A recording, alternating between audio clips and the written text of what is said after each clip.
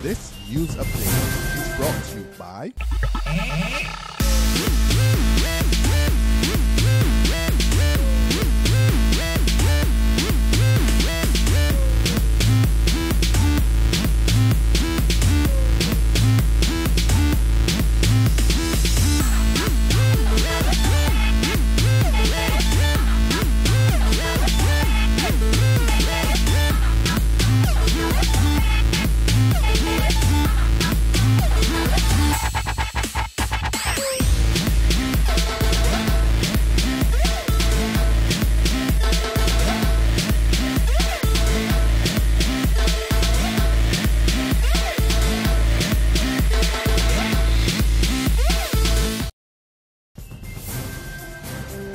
This is the 7 a.m. Barbados Today update for Friday, July the 11th, 2014. I'm Emmanuel Joseph. A wonderful morning to you. The much-maligned Queen Elizabeth Hospital has announced plans to reorganize its services to the public and make them more cost-effective and efficient. Director of Medical Services Anthony Tony Harris tells Barbados Today this was the highlight of a meeting yesterday afternoon with key hospital caregivers, including President of the Barbados Association of Medical Practitioners, Dr. Carlos Chase. Dr. Harris said that one of the proposals coming out of that meeting was the streamlining of the outpatient services. We know, like, for instance, there is a heavy load of outpatient service in terms of filling prescriptions, things like that. Just sometimes a reorganization of that may see a significant decrease in those services from the hospital, but the public can get their services elsewhere. Just making sure that we are doing at the hospital what we need to do at the hospital.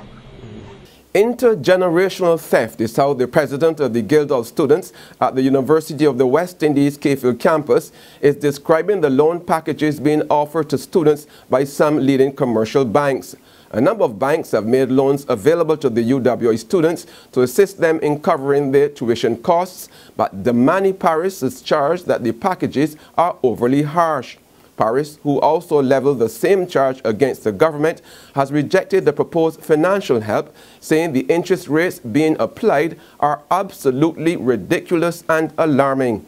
He says numerous frustrated students may now have to abandon their studies because they have not qualified for bank loans. Meanwhile, it's going to cost Barbadian students at the Mona campus in Jamaica an additional $5,000 per year to guarantee their studies there. President of the Barbados Students Association of Jamaica, Sachin Seeley, says that with the new tuition fees which Bajans will have to pay from August, they will now have to find about $12,000 a year for medical sciences. This simply means Barbadian Mona students' costs will skyrocket from $57,000 to $72,000 to complete their undergraduate degree for average students, while the cost will skyrocket to above $117,000 for medical students. We can already see the vast deficit left to be financed by the parents and guardians of these Barbadian students. There's regional and international news after this short break. Hi, I'm Red Plastic Bag.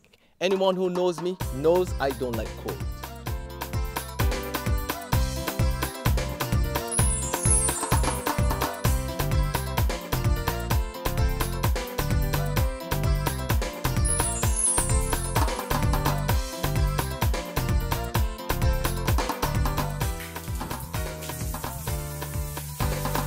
Sunshine reigns in my country. I love it. It's your sun power. On to our regional neighbors now. The Jamaica government has been put on notice that the electricity in some of its departments may be disconnected for outstanding arrears. The warning has come from President and Chief Executive Officer of the Jamaica Public Service Company, Kelly Tomlin, in following through on her threat to take tough action against the government, which owes the company billions of dollars in unpaid bills.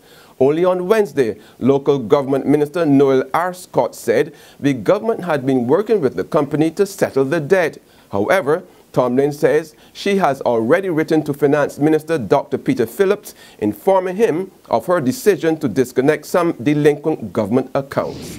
And finally, on the international front, the German government has ordered the expulsion of a CIA official in Berlin in response to 2 cases of alleged spying by the U.S. The official is said to have acted as a CIA contact at the U.S. Embassy in a scandal that has infuriated German politicians. A German intelligence official was arrested last week on suspicion of spying. That's been the 7 a.m. Barbados Today update. Join us again at noon. But until then, log on to www.barbadostoday.bb, subscribe to our e-paper or like us on Facebook to get more news and sports. I'm Emmanuel Joseph. Have a blessed day. This news update is brought to you by